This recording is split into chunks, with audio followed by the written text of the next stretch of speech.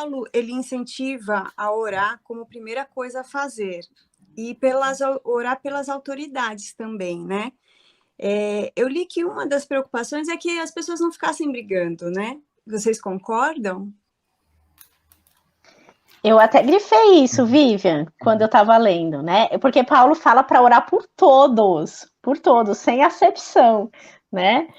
Aí eu não vou entrar em detalhes do que a gente tem vivido, porque parece que hoje em dia a gente seleciona quem vai orar, escolhe alguns para orar e os outros a gente já condena, sem mesmo fazer uma intercessão, né? Então eu acho que a gente.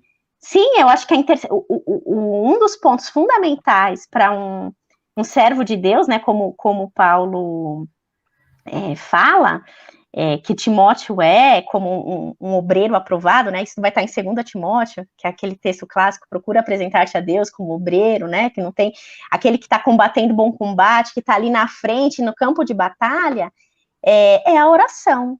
Mas o Paulo fala da questão de orar pelas autoridades, mas de orar por todos também, não é? E essa questão de orar pela autoridade é algo também que corrobora com Romanos, eu acho que está bem em sintonia com o texto de Romanos, que é um texto muito utilizado, principalmente em épocas políticas, no sentido de orar pelos governantes e tudo mais.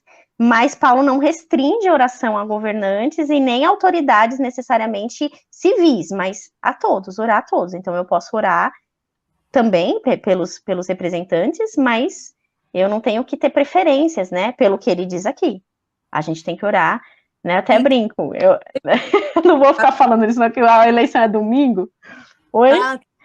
Então, porque na época estava tendo essas más influências do povo, né? Inclusive na igreja. Então, a intenção de Paulo, que eu li, por isso que eu perguntei se vocês concordam, falar para Timóteo incentivar o povo a primeiro orar, né?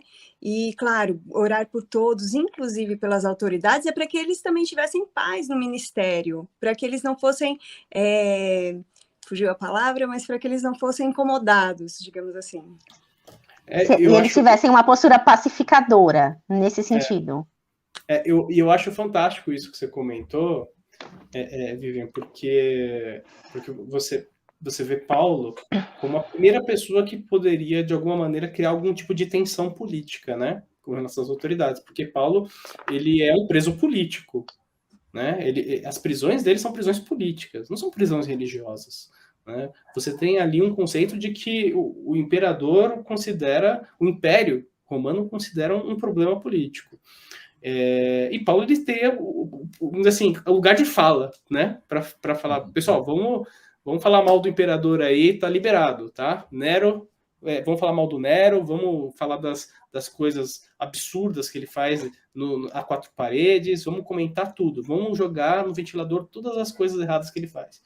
E Paulo, ele não faz isso, né? Paulo, ele não faz isso, ele faz o contrário, ele faz, não, vamos orar pelo Nero, né? Esse pervertido, ele não fala que é pervertido, né? Mas ele pede para orar pelo pervertido do Nero, e todo mundo sabe historicamente que Nero era um pervertido, né? E ele não tem problema nenhum em pedir para que a gente ore pelas autoridades. O que eu vejo é que Paulo, ele tenta fazer algo que Cristo também fez, né?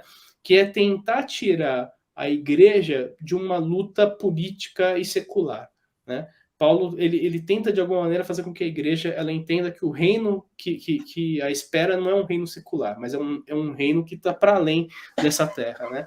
E eu acho que quando ele trata das autoridades como algo externo, ele está colocando a igreja também à parte. Ele está falando, olha, vocês têm que orar por eles porque eles são responsáveis por esse mundo, mas vocês não são desse mundo. Então, ora por esses caras porque eles que estão dominando aqui, para vocês ficarem sem problemas, faça oração para ele, até porque para vocês evitarem qualquer tipo de falatório.